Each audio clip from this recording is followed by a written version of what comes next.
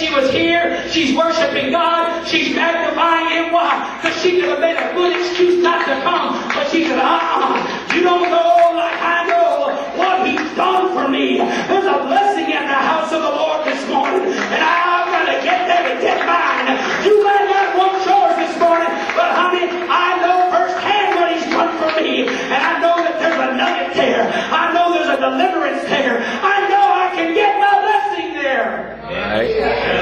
Amen. Right. We read throughout the Synoptic Gospels of how the early church healed the sick and the tormented.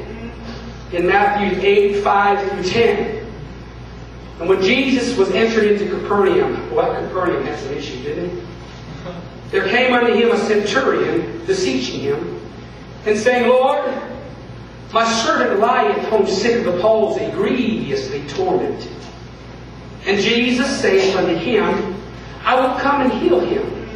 And the centurion answered and said, Lord, I am not worthy that thou should comest under my roof, but speak the word only, and my servant shall be healed. For I am a man under authority. Amen. Watch this. Having soldiers under me. And I say to this man, go, and he goeth. And to another, come, and he cometh. And to my servant, do this, and he doeth it. Then Jesus heard it, and he marveled. And he said unto him that followed, to them that followed, Verily I say unto you, I have not found so great a faith, no, not in Israel. I asked this question this morning to this church.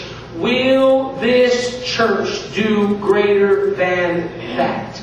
Is there somebody in this building this morning, under the sound of my voice, that believes in their God in such a way that they could walk in that paradigm, that they can walk with such great faith? There's 7 measures of faith biblically, and this is that great faith. There is a little faith, there's no faith, there's some faith, there's a measure of faith. There is, I have not seen such faith. There is a paradigm of faith that you and I have to learn about, and we learn about our faith through the knowledge that we have in Jesus Christ. And this man somewhere understood that there was an authority over the spirit of sickness. There was an authority over the spirit that had his servant down. Can I tell somebody, there is an authority in this building over the spirit of cancer. There is authority in this building this morning over the spirit of alcoholism and drug addiction. Can I tell you, there is a spirit of authority in this place. Someday they're going to hear around this valley that I was delivered from congestive heart failure while being prayed for at the Connect Point. My sight was restored while they laid hands on me and began to pray for me when I attended that church called the Connect Point. My body was healed from hepatitis C when the man of God spoke into my life and said, be thou healed. Can I tell somebody, that is God-given authority?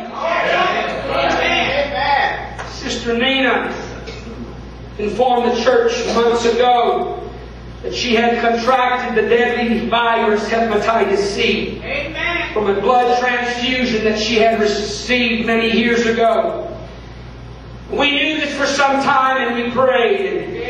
And as she walked into this church one morning, right about there where Brother DeLeon is, I come off the platform, the Lord spoke to me. Told me to go pray for Sister Nina and tell her that you have been healed of that life-robbing disease. She then went to her doctor's appointment as was prescribed and in other times past. And the doctor began to read to her. You heard her testimony. I'm just going to preach a little bit about it. The blood counts relating to her previously described disease. Only this time he had a little different tone in his voice. This time there was a little different look in his eyes. Amen. You see, unlike times past when he would convey to her the level of hepatitis C found in her blood system, this time he came into the room and he looked at Sister Nina and said, Sister, I like to believe he said Sister. He may have said Miss Damon.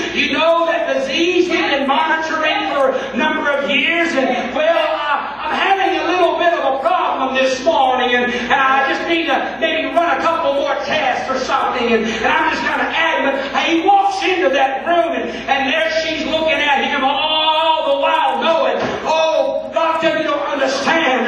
There's an authority a little higher than you. There's an authority that knows a little bit more than you. And that doctor looked down at her and said, you see, Miss Damon, it is clinically impossible to monitor something that you don't have. We can't seem to find anything in your blood to monitor anymore. The hepatitis that the doctor said was incurable suddenly was no longer there. She had been delivered from hepatitis C. Why? Because I serve a God that is able. And He said, son, greater things shall ye do. Don't be afraid to speak it. Don't be afraid to walk over to somebody and tell them, thus saith the word of the Lord, go ye and sin no more. And if you don't sin anymore, God is going to be your friend. A friend that'll never leave you. A friend that'll never forsake you. Come on, somebody. You got to realize that I've got authority this morning. You've got authority this morning. You don't have to stay where you're at, because God said, speak to the mountain, be thou removed. The devil is a liar. The devil is a liar this morning. Yes, he is. Which of God's miracles won't we see? Blind eyes open.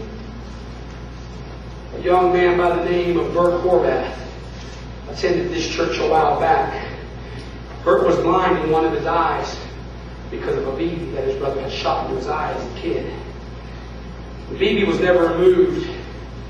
It stood there. Bert's vision could just see shadows. He was legally blind in that eye. And after a little bit of time, I noticed a severe redness growing in his eye. He would always wipe his eye, a young man in the early 20s. And it began to create a great deal of pain for him.